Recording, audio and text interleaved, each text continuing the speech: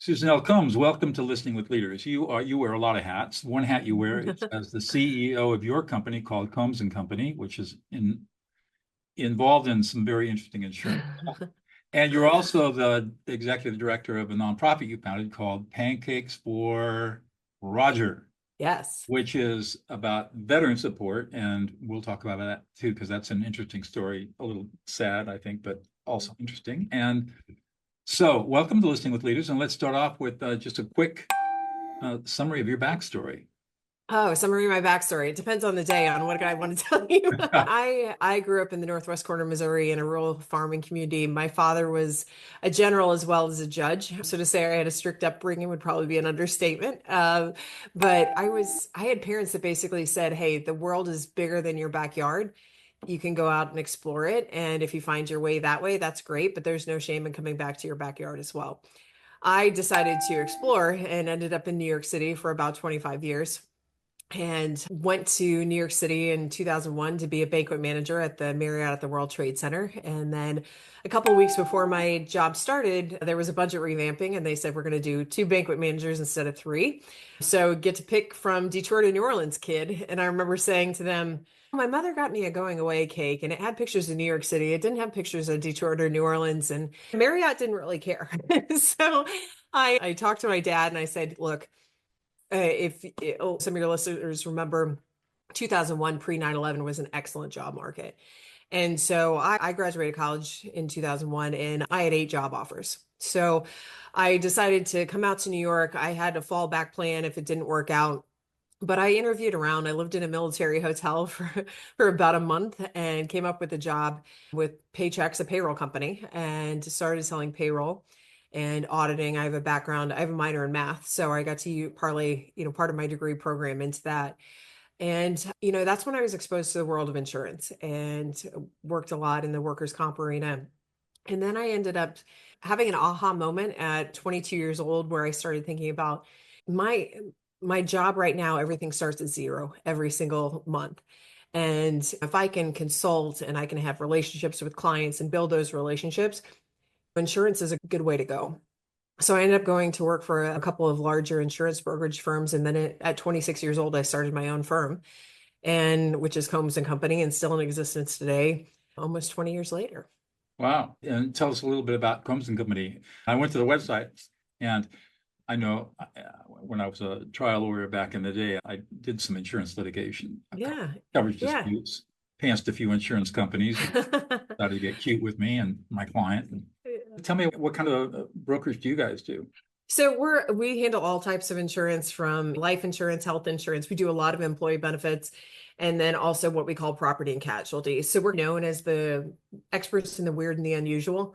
So we get a lot of brokers across the country that just they'll get something and they'll be like, we don't know how to do this. Can you guys figure this out? And I've always been able to take complex ideas and make them pretty simple.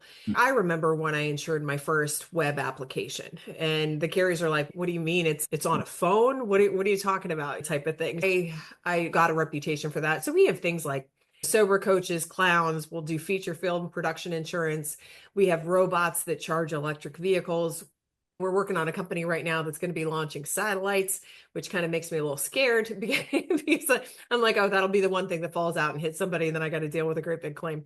And then I also do a lot of expert witnessing on the Affordable Care Act all across the country as well. When I look at my career and with the insurance, like where I've always had my next success has always been when I've been open. So when I have somebody that says, hey, I started out as a life and health broker, but I worked for a house that was a property and casualty house, and they required you to get property and casualty license. So I was like, okay, let me check this out. So then I enjoyed that aspect. And then when somebody came to me with the Affordable Care Act designation, I said, let me look at this. Let me focus on this. And then we started charging consulting fees on things because you can't work for free.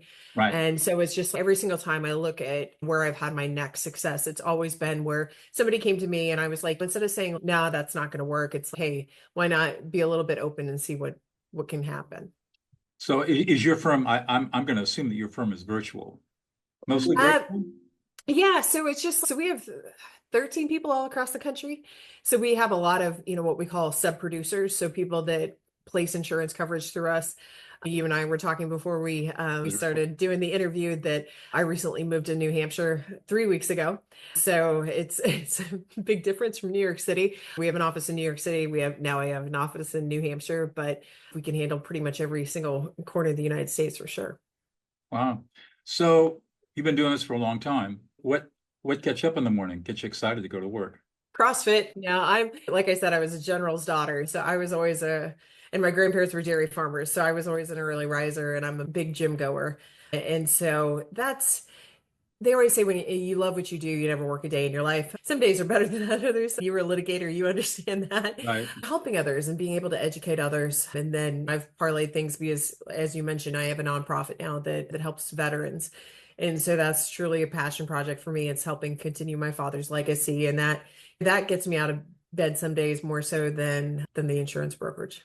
Yeah, let's talk about that a little bit. Your nonprofit's called Pancakes for Roger. Roger, Yeah. tell us the Yeah. story behind that? I was fortunate enough how sometimes you make a decision in your life and you don't know how well it'll impact it until much later. When I started my company at 26 years old, I always said, as long as you have your computer and your phone, you should be able to work anywhere in the world. And I didn't know how much that decision at 26, when I didn't know anything, would truly impact my life later on. And one of the biggest things that it impacted is being able to return to Missouri from New York City and help care for my father when he was dying of Agent Orange related throat cancer. And my dad and I were two peas in a pod, very much type A. And we had a rule in the house that if you got up in the middle of the night, you always checked on dad because he had a feeding tube for the last year of his life. He was also on oxygen. And anybody that's listening that's been a caretaker can know that the nasal cannula can get dislodged in somebody's sleep and oxygen levels can get low and that can create some havoc. With my dad, I would get up in the morning because I still did CrossFit and because I feel you have to fill your own cup every single day. And for me, I always start my day with filling my cup because if you don't fill your cup and you have to give of yourself to everybody else for the rest of the day, you could be running on empty really quick. Right. So when I would get up in the morning, I'd check my dad. If he was good, I'd go to the gym, come back from the gym, check on my dad again. If he was still good, then I'd get cleaned up for the day. And then I'd help him get around and get his tube feeding done for the day and get him into his chair. And I would literally work with my laptop at my childhood home at the coffee table for the rest of the day. Oh, And so one morning, I had gotten back from the gym, got cleaned up, and we were very fortunate enough to have hospice at home. And because my father, through the military, had a long-term care policy right when they came out, because he was very much a man that was a very logical man, very methodical man, and was like, I don't want to be a burden to my family. And so he set up a policy that he could have care at home from the beginning. When I went to his hospital bed and he wasn't there, my parents' house goes in a circle. So I just kept going room to room trying to find the general. And ultimately, I found him in the kitchen. And he had his placemat down and he had set the table. And I looked at him and I said, Oh, Dad, what are you doing? And he said, I want pancakes for breakfast. And it was a request that just broke my heart because, like I said, he had a feeding tube the last year of his life and he had never complained about that. He had never asked for any food or any accommodations.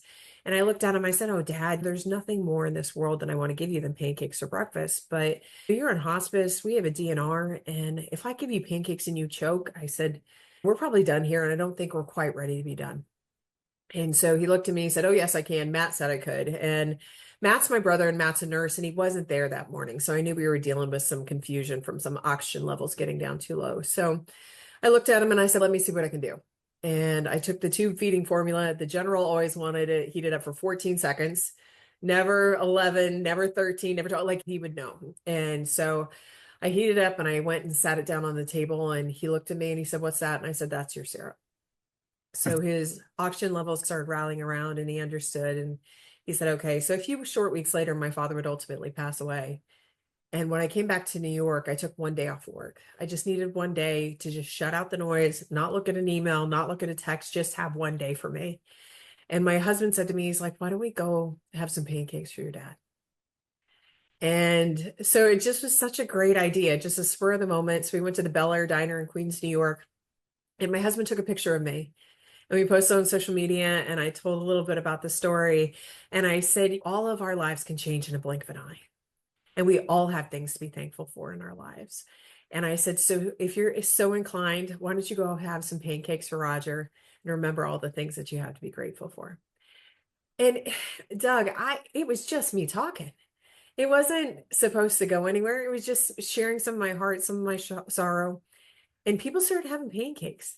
And they started sending me pictures. And they said, I can't have pancakes and not think about your dad. I can't have pancakes and not talk about military service to my kids. So what we turned this into is an annual fundraiser for the University of Missouri School of Law Veterans Clinic, and they provide free legal services for veterans and their families, navigating the VA claims and appeals process, discharge upgrades, and a lot more, totally free of charge to veterans. And so my father's birthday was February 22nd. So the month of February, for every picture, pancake loving picture that we get on social media, tagging our accounts or using the hashtag Pancakes or Roger on public facing posts, we make a donation in his honor for every picture to the clinic. Wow. And that's how it all started. And then it became a book. So I had people after me to write a book for a long time. And my dad was supposed to be a chapter. And then my dad took over the whole freaking book. And it's called Pancakes or Roger, Mentorship Guide for Slaying Dragons. Mhm. And I was always raised that if you get a good piece of advice, it's your duty to sell it, share it with somebody else. Because if it impacted your life, it would probably impact others as well. And I had a great dad, and I realized not everybody had a great dad. And so I recognized that in the book. And I think one of the best compliments I ever got on the book is I have a girlfriend that was raised in the foster care system in New York City. And she said, I didn't know my dad. And I never knew what a good dad was. And she said, I loved reading the book because I got the good dad advice that I missed out on growing up. This is a woman in her early 60s now. It just took my breath away. And the book, I was like, you know what? I know we've impacted the clinic so much. This past February, we had pictures from all 50 states, all 7 continents, and 29 additional countries. Wow. And so we made a donation to the clinic of over $10,000. And I was like, you know what? But there's more that we can do. We incorporated as a nonprofit the end of last year in December because fourth quarter isn't busy enough. Let's just start another company while we're at it. And our mission is to create pathways for veterans to improve their lives and their communities. And we're super excited about that because we're always going to have an affinity to the clinic. We're always going to support the clinic, but we're in the process right now of building an endowment so that we can, provide some grants. Somebody actually just reached out to me this morning. That's a veteran that just had a hip replacement and he's going to be in a rehab center for the next month, but they need a ramp for his house. And so I saw it, I just saw it on Facebook and I said, you know what, we can help with that. Which things like that just pull on our heartstrings that we're like, you know what, we can financially help support that, help buy the materials and help to connect them with laborers that'll donate their time and make an impact that way. That's the gist of Pancakes or Roger, and we're just excited to see where it's going to go too. And so you've got this nonprofit 501(c)(3) that you manage Yeah, and manage from New Hampshire that is yeah. benefiting vets in Missouri. All over. So this veteran was actually in New Hampshire. Oh, okay. And I think it's also a misnomer because the Veterans Clinic at the University of Missouri, you don't have to be from Missouri. You Hmm. don't have to be alumni from Missouri. You just have Wow. to find them. So I always tell people if you have listeners that have a veteran in their family and somebody's been having problems with their VA claim, we always tell people like, hey, just connect me. And I get to do almost like a little intake and get some information. And then I reach out to the clinic. And if the clinic can help them, they will. And So, there's veterans clinics all across the country too. And a lot of people right. just don't know about them. My mom, I have a niece who's a VA psychologist. Oh, wow. So, Yeah. So she probably knows all about them. Yep. so let's see, the Veterans Clinic. So that would be at the law school. So that would be a student clinic with supervising lawyers. Yeah. And it's so cool because a lot of them they have a veteran tie. So a lot of the students that work in the clinic, they're either veterans themselves or their Uh, fathers were veterans or mothers were veterans. And then one of the really cool things about the University of Missouri is they've actually brought in the med school. So they have med school students that, again, maybe they were veterans and now they're going to med school and they can read yeah, where it's just like a lot of times I work as medical malpractice expert witness. It's a lot of Greek information right, that you're right, trying right, to right. decipher. So it's just like having that is pretty cool to be able to connect That's them as neat. well. And then it creates ambassadors all across the country for veterans long after these Yeah, students have graduated. that's a great idea. And it's really cool that you're able to support that.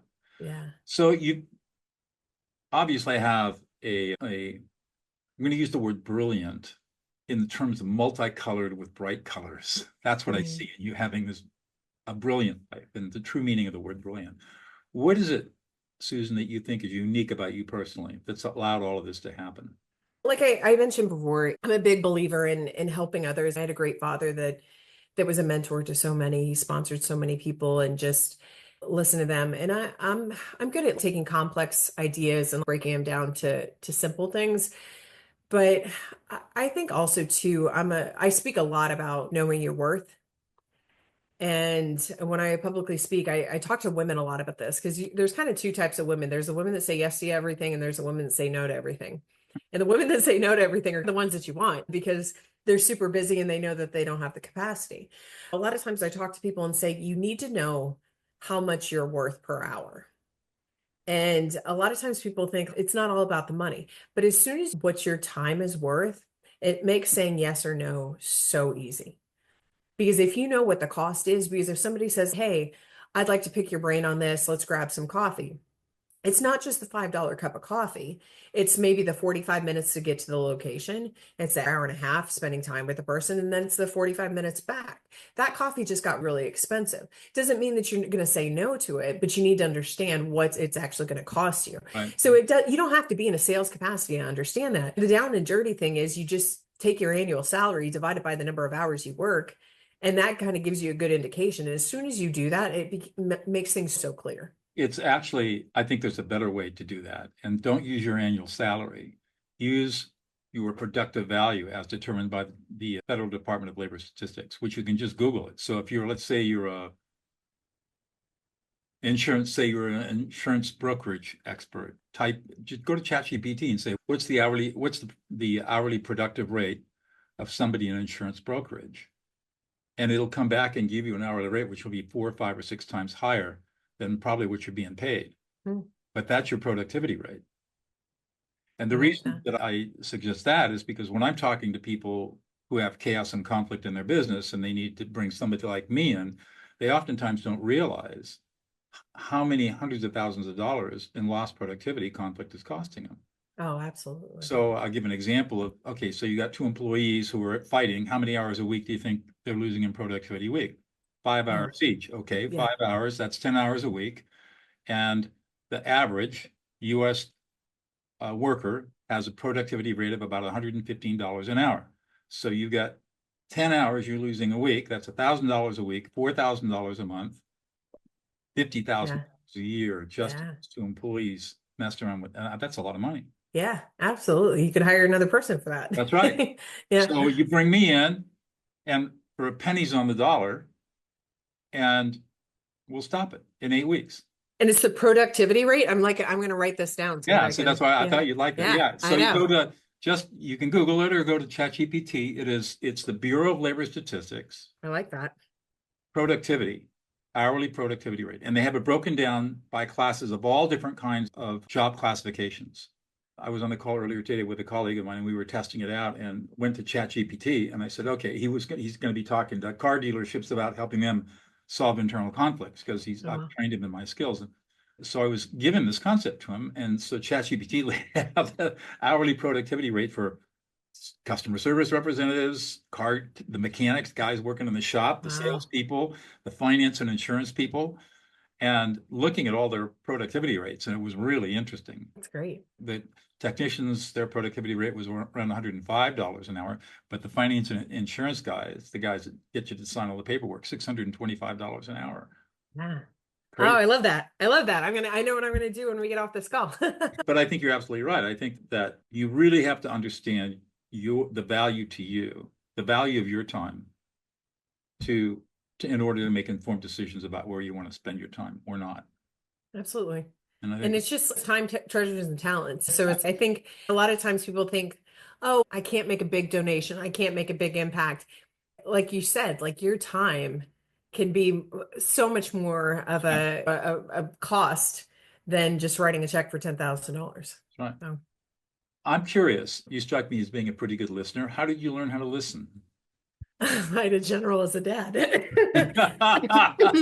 You had to listen. No, my dad always said to me, it's important for you to be understood, but it's more important for you not to be misunderstood. Oh, And thing. that's one of his lessons I put in the book. And look, I've been in sales since I was mowing lawns and babysitting when I was 10 years old, but professionally, like as an adult, I've always been in a sales capacity. And I will tell you, like with Paychex has a great sales program. And I don't know if they do this now, but man, when I was going through training there, you would go through the training and you're there, you're learning all this stuff, and then you take an exam. And if you fail the exam, they have a plane ticket for you and you're done. So you have to pay attention, you have to listen. And the thing that I've always learned with sales is people will sell themselves if you just listen to them. I think a That's lot right. of times, yeah, people are so busy. What's the next thing I'm going to say that they miss the biggest opportunity That's where right. somebody says, hey, you know what? Okay, I can give you an example of somebody that didn't listen. When I was working for a very big brokerage firm, I had a manager that wanted me to take him on an appointment with me. And you don't say no to your manager when you're 22, 23 years old. And we were going up to the Harlem Boys Choir up in New York City, and they're a nonprofit. And they they were talking and they were explaining how they struggled to pay their bills sometimes during the month. And they were concerned about that. And that was one of their biggest things. It resonated completely with me. And to me, when you're selling something, you if you want to give examples, you have to give pertinent examples. We had at the time we insured the Cotton Club. And so the Cotton Club was just 2 blocks away from the Harlem Boys Choir.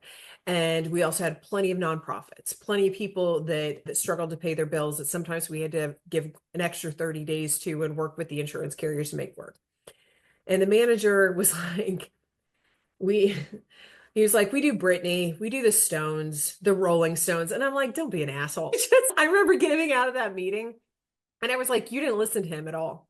I was like, he was talking about they're a nonprofit. Sometimes they struggle to pay their bills, and you're coming out with the Rolling Stones. I was like, that makes him think, hey, we're not the right broker for him because, hey, we're not going to matter because we're somebody that's going to struggle to pay the bills. So it's just one of those things that sometimes you just need to shut up and listen.